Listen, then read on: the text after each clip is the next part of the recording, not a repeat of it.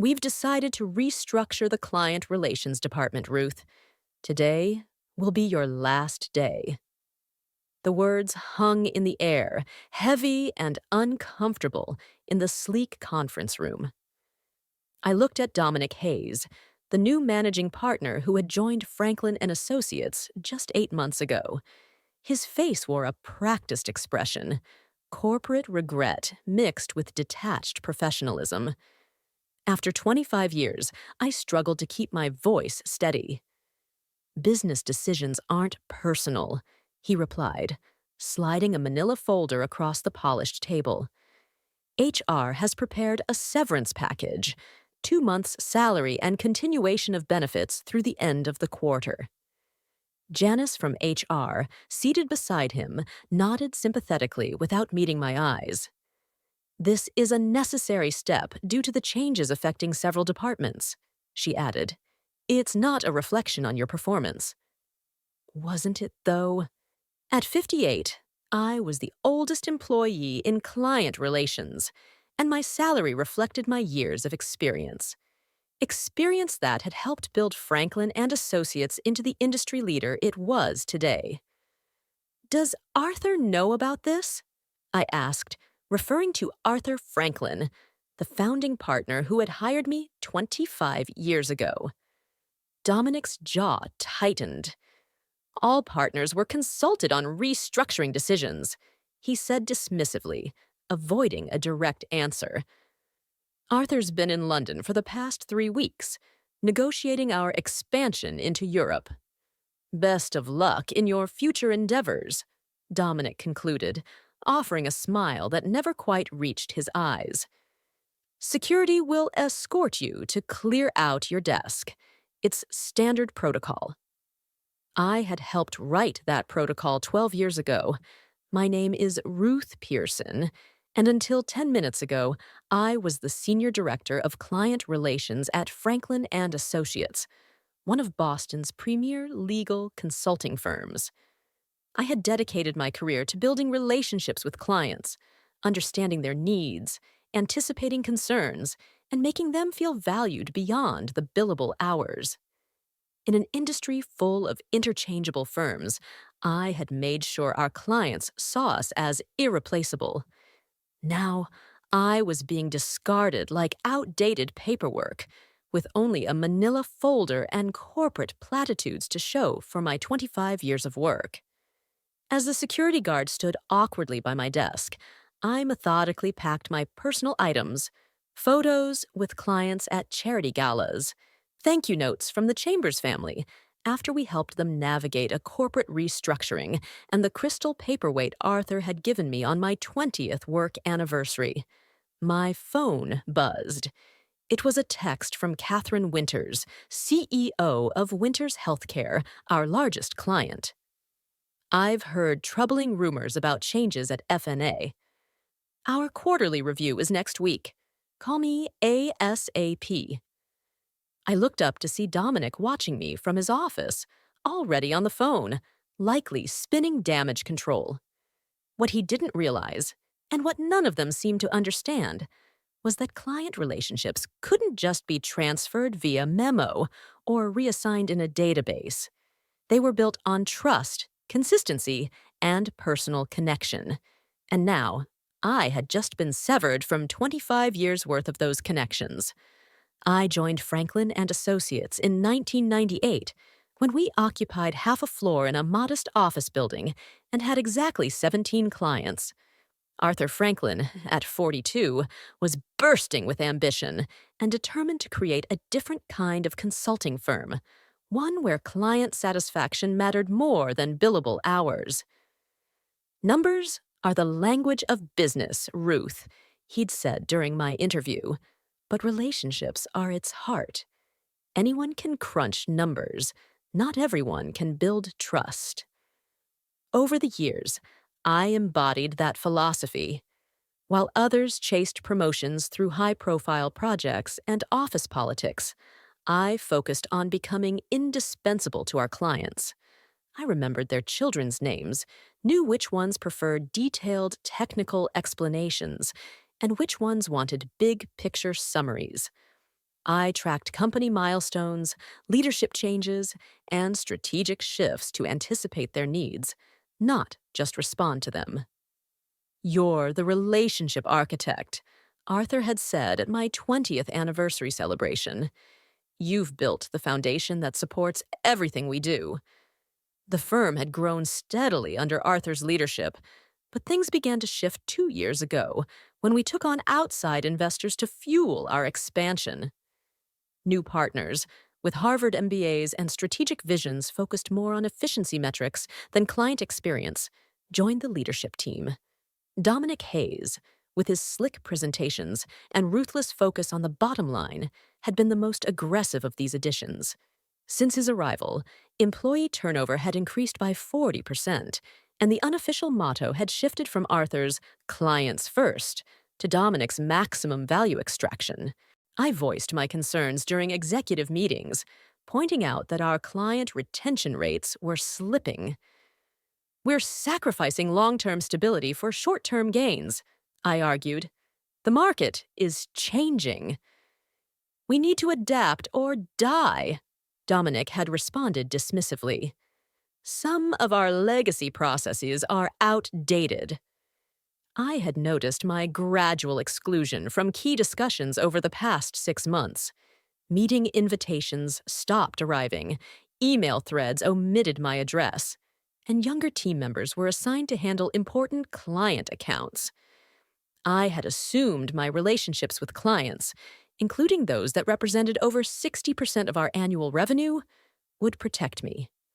Catherine Winters, for example, brought in nearly $4 million yearly and had explicitly stated in her last contract renewal that she wanted me as her primary contact.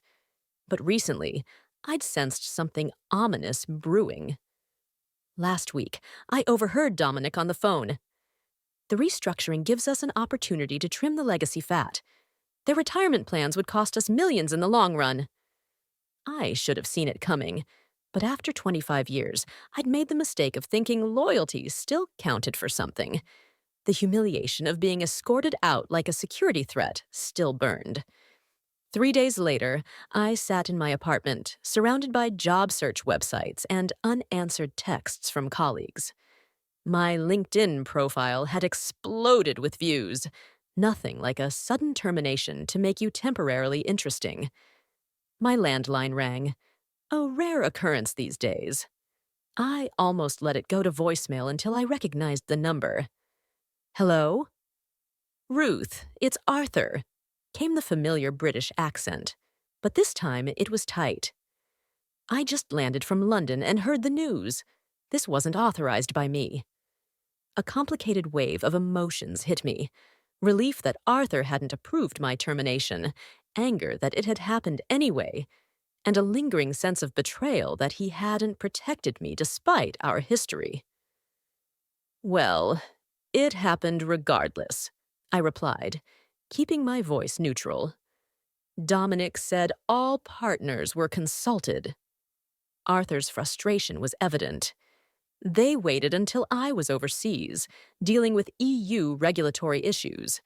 The executive committee pushed it through on an emergency approval basis, citing immediate necessity to improve quarterly projections before our investor meeting. 25 years, Arthur, I said softly. I deserved better than a 10-minute meeting and a security escort. "You deserved much better," he agreed. "I want to make this right. What if I bring you back? We can call it a misunderstanding, a communication error." "It's not that simple," I interrupted. "Dominic made it crystal clear that I'm dispensable. Legacy fat was the term I heard him use." The silence on the other end told me Arthur understood the weight of what I was saying. In the corporate world, being undermined by leadership was a death sentence for effectiveness. There was no coming back from that.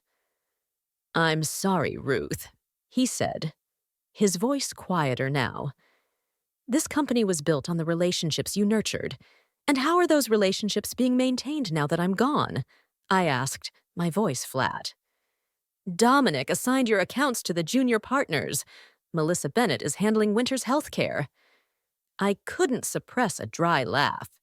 Catherine Winters had openly clashed with Melissa during a strategy session last year, finding her approach too aggressive and impersonal. Good luck with that. After hanging up, I stared at my phone as notifications flooded in. Clients were reaching out. Catherine Douglas from Archer Pharmaceuticals, Belinda from Summit Financial, the entire executive team at Westridge Manufacturing. Word was spreading about my departure. I hadn't badmouthed my former employer, but clients talk. They belong to the same industry groups, sit on the same boards, attend the same conferences. My doorbell rang, and a courier handed me a thick envelope. Inside was a formal letter from Catherine Goldstein, the most sought-after headhunter in Boston's consulting world, along with a handwritten note. Heard what happened at FNA. Several firms would value your client portfolio. Dinner tomorrow? I set the letter down, thinking about Dominic's smug face when he terminated me. I wasn't going to sabotage Franklin and Associates. I didn't need to. They had already done that themselves. The next morning, my phone rang at 7:38 a.m. Catherine Winters never wastes time with pleasantries. "Tell me you're not actually gone," Catherine demanded, her voice sharp and direct. I took a deep breath before replying, "I'm afraid I am." "Restructuring," she muttered, bitterness heavy in her voice. "They call it that, don't they?" "I've worked exclusively with you for 12 years," Catherine continued, her tone sharp. "Yesterday, Melissa Bennett emailed me, introducing herself as my new relationship manager. That girl tried to explain my own business model to me last year. I kept my words measured. Franklin and Associates is making strategic changes. I'm sure they believe they're acting in the best interests of their clients." "Don't give me the corporate line, Ruth. We've known each other too long." She paused, a beat of silence hanging. "Where are you going next?" "I haven't decided yet." "Well, decide quickly. Our contract with FNA is up for renewal in 60 days. I'd prefer to follow you." This was the moment where I should have reassured her, mentioned how Franklin and Associates would remain consistent despite the personnel changes. That's what professionalism would dictate. Instead, I said, "I appreciate your confidence, Catherine. Let me explore my options and get back to you by noon." By the time dinner came around, I had received similar calls from 5 other major clients. By the end of the night, that number had risen to 11. I hadn't solicited any of them. I hadn't needed to. Catherine Goldstein met me at an upscale restaurant in Back Bay. Her sharp gaze assessed me over her reading glasses. "You're the talk of the industry right now," she said, after ordering. "Dominic Hayes made a catastrophic mistake." "Perhaps," I replied, non-committal. She laughed. "Always diplomatic. That's part of your appeal." She slid a folder across the table. "3 firms want to meet with you. 2 are even creating special positions just to bring you and your client relationships on board." I glanced at the compensation figures and nearly choked on my water. They were offering nearly double my previous salary. "They're not just paying for your expertise," Catherine explained, reading my expression. "They're paying for your little black book." The irony wasn't lost on me. After being discarded as too expensive by Franklin and Associates, I was now worth twice as much to their competitors. I couldn't help but wonder if Dominic had considered this possibility in his cost-cutting calculations. The next morning, Arthur called again. "I need to see you," he said, his voice uncharacteristically agitated. "Can you come to the office?" "I don't think that's appropriate, given the circumstances," I replied. "Then lunch. The Harvest, 1 p.m. Please, Ruth. There's something happening that you should know about." Curiosity got the better of me. At exactly 1 p.m., I walked into the harvest to find Arthur already seated, looking haggard. "Thank you for coming," he said, relief evident in his voice. "I've been trying to fix this situation, but Dominic is blocking me at every turn. He's convinced the board that your termination was necessary for modernizing our approach." "And the clients?" I asked. Arthur winced. "Not well. Catherine Winters has demanded a meeting with the entire executive team. Douglas from Archer is reviewing his options. 3 smaller clients have already given notice." I sipped my water and said nothing. "Here's what I'm proposing," Arthur continued, leaning forward. "I create a new position, Chief Client Officer, reporting directly to me, bypassing Dominic entirely. Better compensation, more autonomy." It sounded perfect. Exactly what I would have wanted a week ago. Too perfect. I studied Arthur's face and saw something more than concern. Fear. "What aren't you telling me, Arthur?" I asked. He hesitated, then replied, "Dominic has a plan to push me into early retirement. He's been consolidating power, building alliances with the newer partners. If the client situation deteriorates further, he'll use it as leverage to force me out." So, that was it. Arthur wasn't trying to save me. He was trying to save himself. I was simply a means to that end. "I'm sorry, Arthur, but I already have meetings scheduled with other firms. You understand?" "Business decisions," I said, my voice calm. Arthur's frustration was palpable. "What do you want from me?" "Come back," he pleaded. "Not as Chief Client Officer, as full equity partner. Help me stabilize the situation." Partner. The position I'd deserved for at least a decade, but had been repeatedly denied. "The board is meeting tonight," Arthur said, his voice hardening. "His future will be decided before tomorrow's all-hands meeting." I thought about the Blackwell offer in front of me. Partnership there. The opportunity to avoid the political aftermath of Dominic's apparent downfall. A downfall I hadn't engineered but would certainly be blamed for. On the other hand, Blackwell offered a fresh start. New colleagues, new culture, new opportunities. The compensation and partnership were generous. I could bring willing clients with me and build something vibrant. By 6 a.m., I had made my decision. I called Catherine Goldstein. The conference room was packed when I arrived.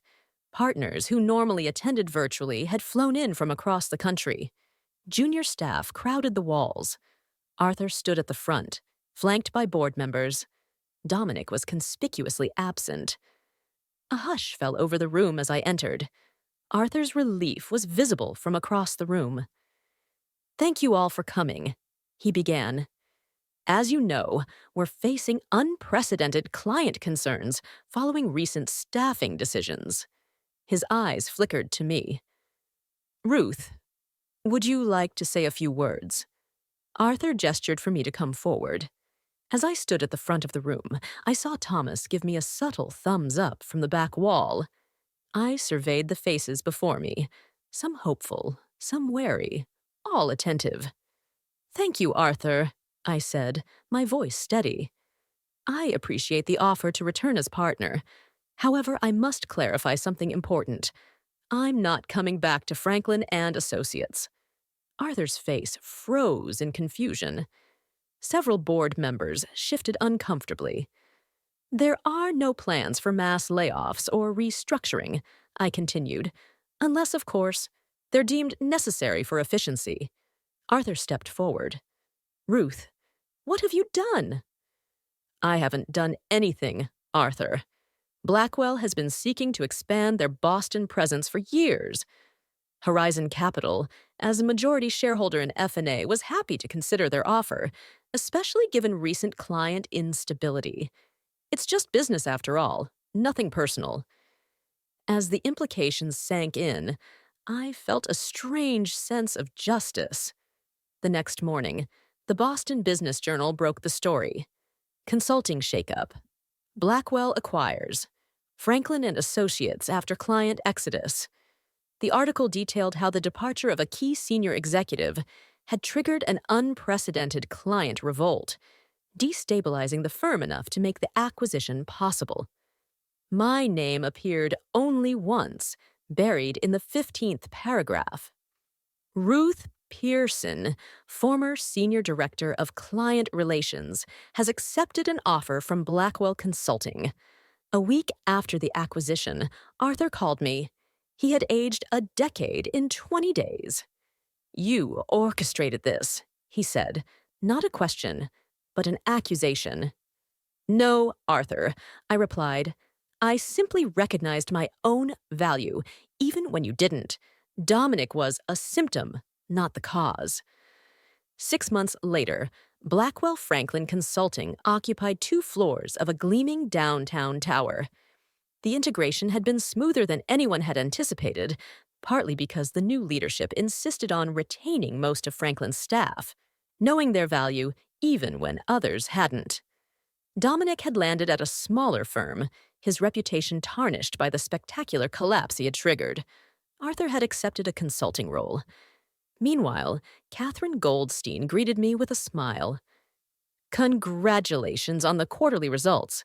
The industry is still talking about the most elegant corporate takeover they've seen in decades." "It wasn't a takeover," I said, smiling. "It was a market correction." "Call it what you want," Catherine laughed. "You proved what I've always known. In professional services, the relationships are the real asset. Everything else is just infrastructure." As we headed to lunch, I reflected on the journey of the past 6 months. Sometimes justice doesn't require action. Sometimes it simply requires patience and the quiet confidence of knowing your own worth.